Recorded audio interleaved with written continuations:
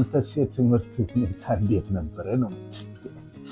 ሪታ የምትጠይቀኝ ጥያቄ ስለ አባቴ ሳይሆን አንቺ ትምህርት ላይ እንዴት ነበርሽ ነው የምትለኝ። እዛ ላይ መቼም ልጅነት የሚባል ነገር አለ። በህፃነት ያው መጫወት ነው፣ መቦረቅ ነው። ትምህርትን እንደ ፕራዮሪቲ እንደ አንደኛ ዋነኛ አድርጎ የመውሰዱ ነገር በተለይ በዛ በልጅነት እድሜያችን ፈጽሞ ያልነበረ ነገር።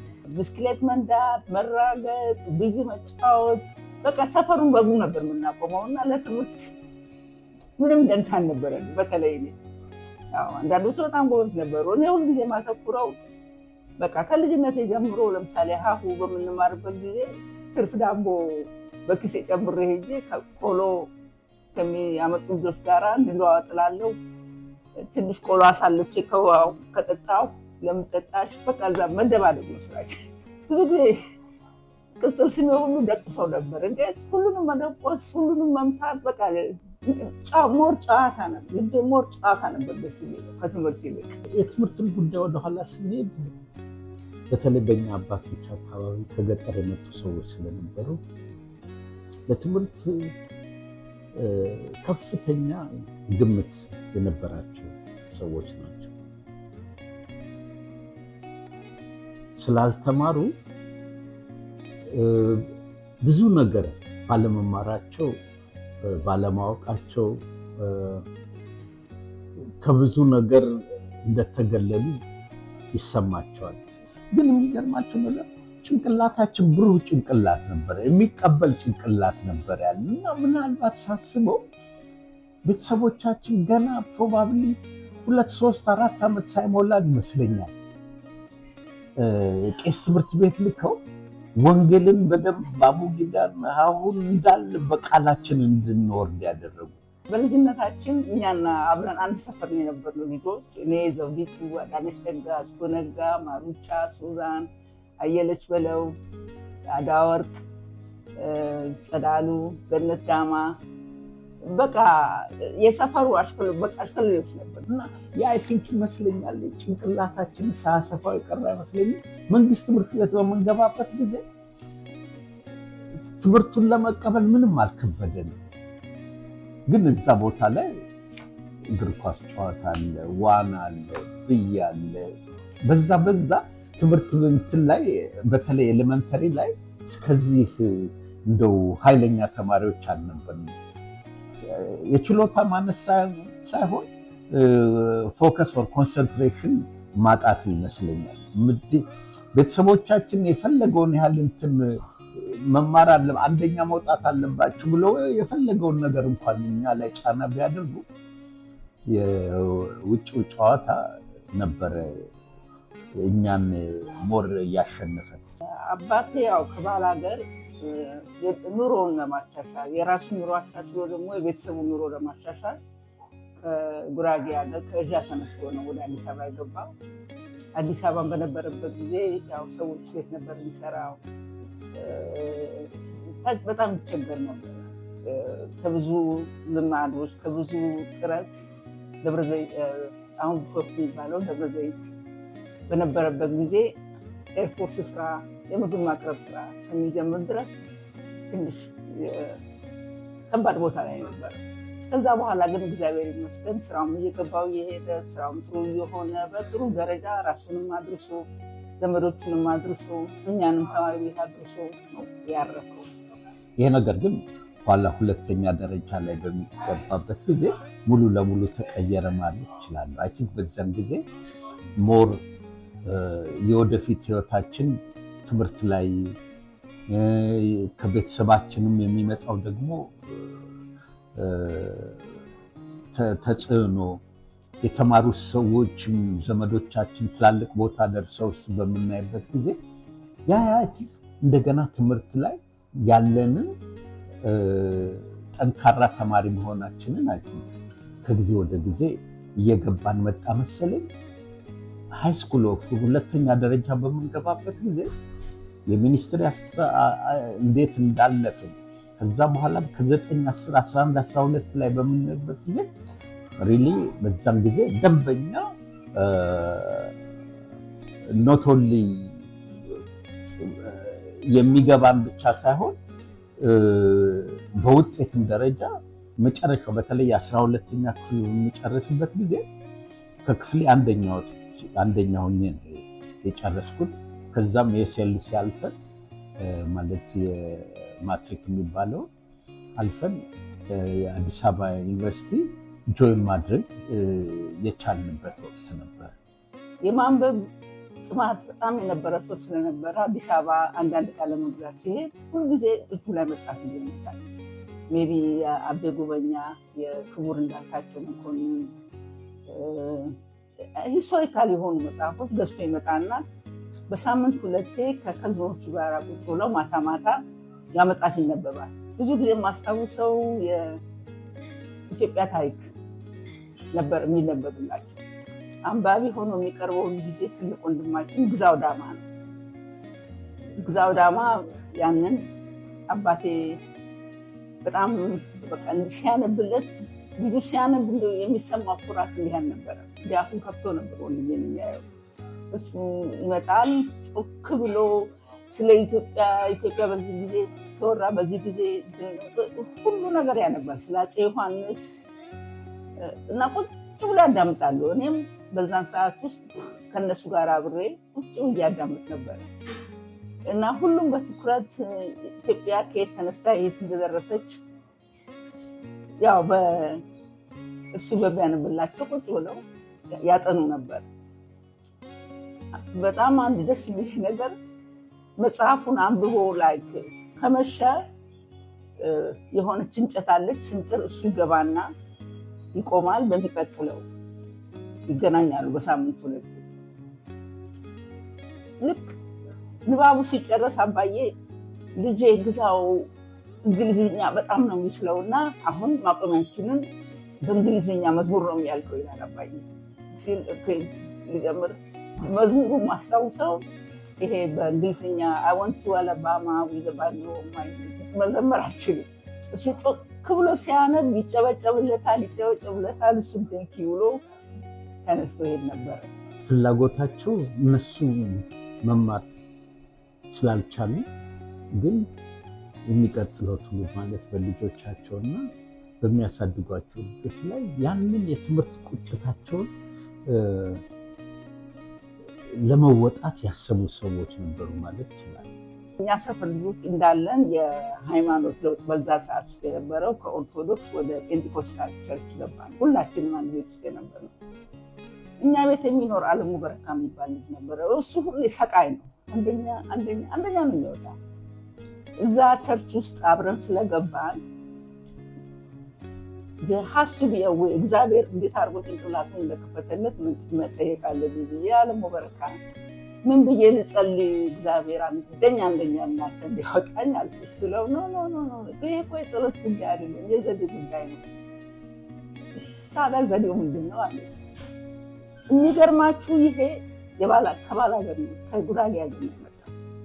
ያጠናን ዘዴው እንዴት እንደሆነ አላውቅም። በደንብ መሰረቱን እዚህ ሀገር ሀዋርድ ዩኒቨርሲቲ ስማር ሴም ሲስተም እሱ የነገረኝ ሲስተም ሴም ሲስተም how to study how to learn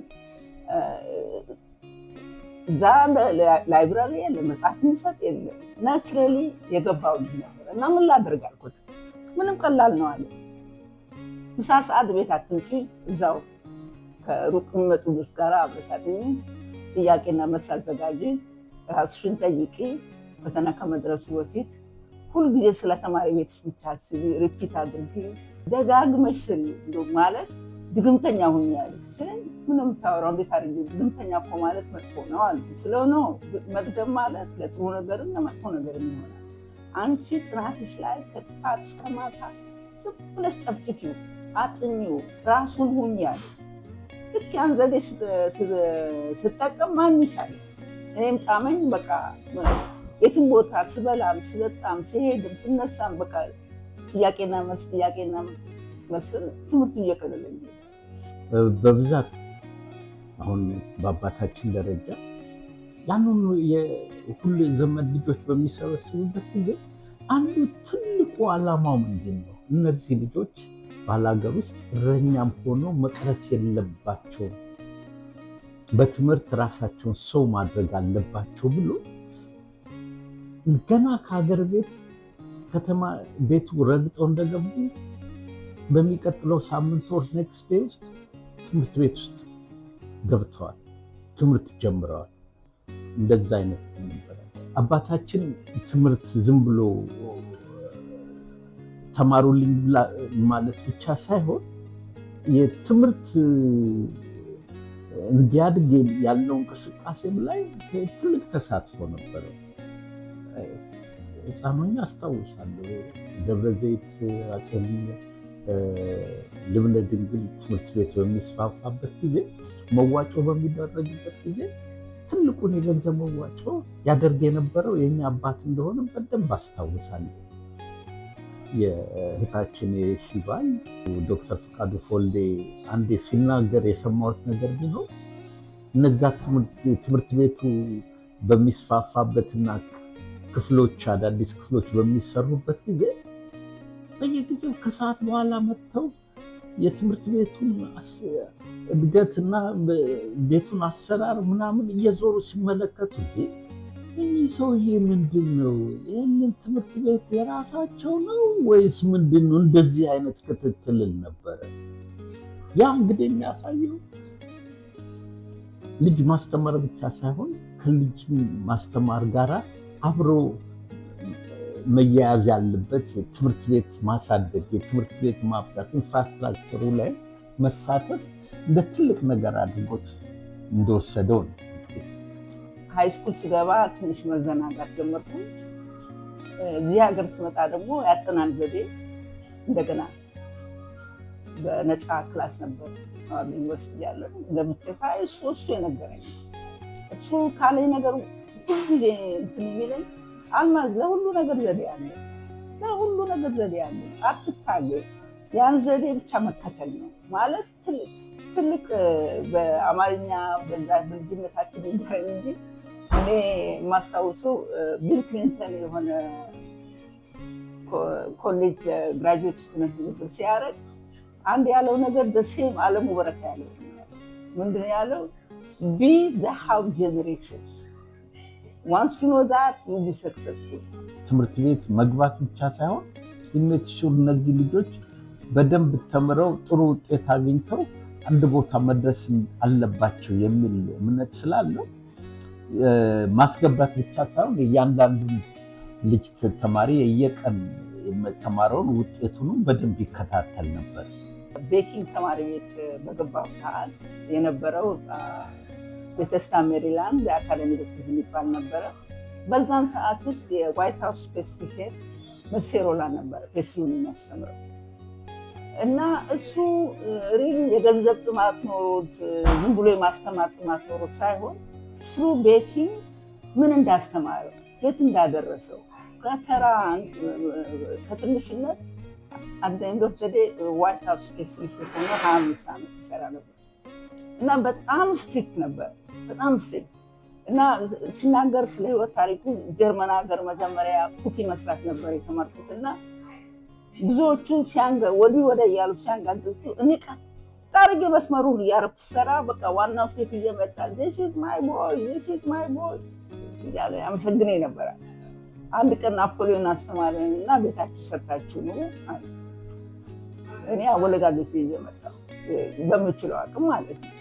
ከዛ አየውና ልስን ሰሚያለሽ አልማዝ አይዘር ማስተምርሽን በቀጥታ ተማሪ አለበለዚያ ብዙ ልጆች ይሄን ክላስ ስለሚጠብቁ ከራስሽ ጋር ሆነሽ ስሪ፣ ማስጠንቀቂያ ነው የምሰጥሻል። አይ ቲንክ አንዱም ለዛ አይነት ይሄ ትምህርት ላይ እንደዛ አይነት አቋም እንዲኖረው ያደረገው የሚመስለኝ የኋለኛው ማለት አየር ኃይል ኮንትራክት ካገኘ በኋላ አንዳንድ ጊዜ ያስገባውን ምግብም ሆነ ሌሎች እቃዎች ለመተሳሰብ ሁልጊዜ ቢሮ በሚገባበት ጊዜ ከተማሩት የአየር ኃይል ኃላፊዎች ጋር ነው የዛን ጊዜ ማንኛውንም የስራ ክንውን ይደረግ የነበረው እና እነዛ አየር ኃይል አዋቂ ሂሳብ ሰራተኞች ጋር እንደዛ አይነት ነገር በሚያደርግበት ጊዜ መንፈሳዊ ቅናችን የዛን ጊዜ ጀምሮ ያለ የእኛም ልጆች እዚህ ቦታ ላይ ደርሰው እንዲህ አይነት ሰው መሆን አለባቸው የሚል የራሱ እምነት የፈጠረ ይመስለኛል። አንድ ነገር ሲሰራ በትክክል ሁለተኛ ድጋሚ የለም። ራሴ በኋላ ቤኪንግ የራሴ ስራ ሆኖ ሲሰራው አንድ የተማርኩት ነገር ቤኪንግ ይቅርታ አያደርግም። ምንም ይቅርታ የለም። 100% of our attention has to be in it። አለበለዚያ አውትካም የሚመጣው አውትካም ምንም የማይሆን ነገር ነው። እዛ አንድ የተማርኩት ነገር ምንድን ነው? there is no plan B in baking. once you do that's it. absolute attention የሚፈልግ ስራ ነው። ያ እንደዛ አይነት ቁጭት ነበረው ከተማሩ ሰዎች ጋር መዋል። ያ የተማረ ሰው ምን አይነት ደረጃ ላይ እንደሚደርስ ያንን ስላየ ትምህርት ላይ in life ይሄንን ነገር in life apply ስናደርገው ሁሉም ነገር even የማይረባ ስራ ነው ብለን የምንሰራው እንኳን ብንሰራ we have to be on absolute attention ስራችን ላይ ሰጥተን መጨረስ አለብን። ፕላን ቢ የሚባለው ነገር ከጭንቅላት መውጣት አለብን። ምክንያቱም እንዳለ ኃይላችንን ኢነርጂያችንን ሙሉ ጫርጎ ነው የሚወስደው እና ያንን አገር ትምህርት አቀርባለሁ።